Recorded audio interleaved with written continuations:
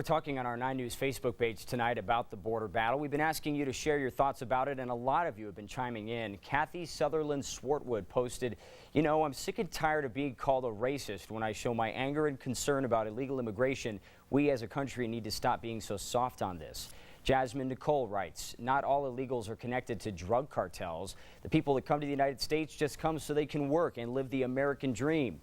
Who said that dream should just be limited to citizens?" And Luba Lowry posted, "Government can assign more people to patrol the border, but as long as there's a demand for drugs in the U.S., the drug cartels will find other ways to smuggle drugs in." We want to hear what you have to say. Head to facebook.com/ILike9News or 9news.com and tell us what you think. Well, all this hour, you have seen the work of an extraordinary 9 News photojournalist, Corky Scholl. He's one of the best in the country, and he spent hours working on this border battle project. So tonight we're going to leave you with a reporter's notebook that Corky put together. It pretty much sums up our entire trip to the border and the lessons that we hope to pass along to you. Thanks for watching. Good night. America does not really know what's happening on the border. The border is an interesting place. It's a totally different world. This is the war zone right here. I think it's a very dangerous time. People are scared. People are afraid. There's no shortage of holes on the border. It begins in Mexico. That's where the drugs begin, and that's where the cash ends. It feels like it's a movie and I'm telling somebody's story. Eres casado y te regaña tu señora y ya no puedes andar entre la bola. The border was my home for 7 years. It was an incredible learning experience. You'll find so much Mexican culture, from the music to the food to the way that people dress. Major issues along the border. Obviously, there's the illegal immigration issue. Exit traffic 938, 416. We're securing the border to the best of our capabilities. Traffic 179, 1. Tens of thousands of people, are crossing every week. The border is very vulnerable. It's wide open. It's very, very porous. People are swimming across the river. People are running through the brush without water and without food, trying to get a better life. They're chasing a dream, and sadly, a lot of them don't make it. A lot of people end up dying in the brush. Since 2005, we've probably had close to 500 bodies found. They're left behind, they get lost out here in this brushy terrain, can't find their way out, can't find water, and they ultimately end up dying. And a lot of them are murdered. Up to date, we have 47 bodies that we have located for this year alone. It's a sad thing when that happens.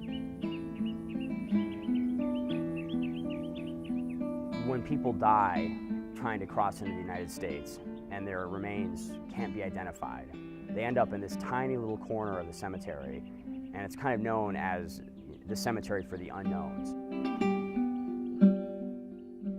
You look at these grave markers, and literally all it will say is unknown male, unknown female. And when you're there, it really hits you that this was somebody. They're either sons or daughters or dads or uncles. They're humans. These people are humans, even though they're coming across illegally. It's just one of those things that we deal with.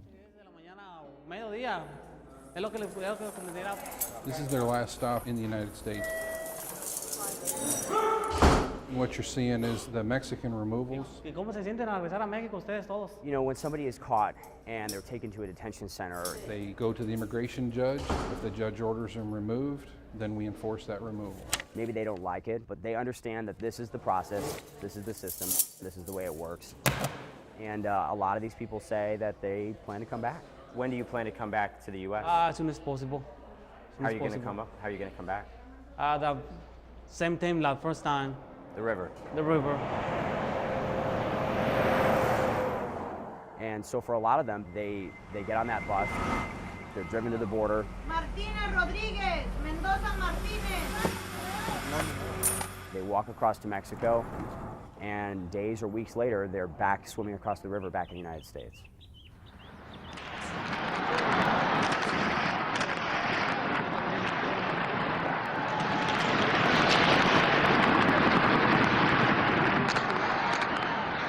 I think the biggest change that I noticed during 7 years on the border was when I first moved there, it was still considered safe to cross into Mexico. The sad thing that changed was that Mexico became increasingly dangerous. That violence is all drug-centered.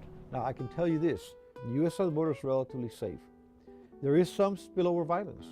There's quite a bit of spillover violence, as a matter of fact, but it's safe. A year later, we still feel like it's a nightmare. We keep telling people to stay on the U.S. side of the border. Just don't go to Mexico. You see a lot of people get themselves in trouble in these areas.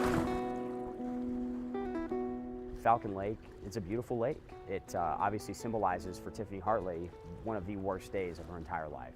This is the lake that ultimately my husband died in. Even before David Hartley's murder, there were incidents on that lake involving these so-called Mexican pirates who are really, drug cartel members. When David and Tiffany Hartley tried to run away, these men were armed and they opened fire and they hit David, and Tiffany Hartley had to watch her husband die. I hate it without you. Honey, I miss you so much.